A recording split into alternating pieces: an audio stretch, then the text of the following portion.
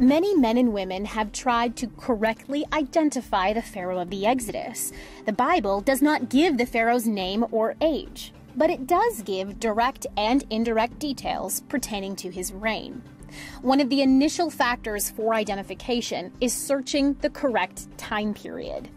Using only the Bible's dates and records, the Exodus event is dated to around 1446 BC, when, according to Egyptian high chronology, Amenhotep II was pharaoh in Egypt. Amenhotep II took over from his father Thutmose III, and records from the beginning of his reign paint him as a proud man, boasting of his athletic success as an archer, a runner, and a warrior.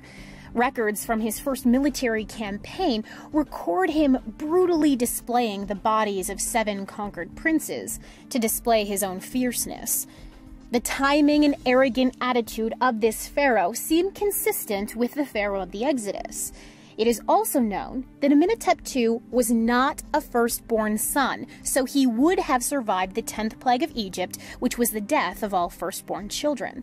Well, Amenhotep's own firstborn son appears to have died, as it is one of his younger sons that would eventually become pharaoh.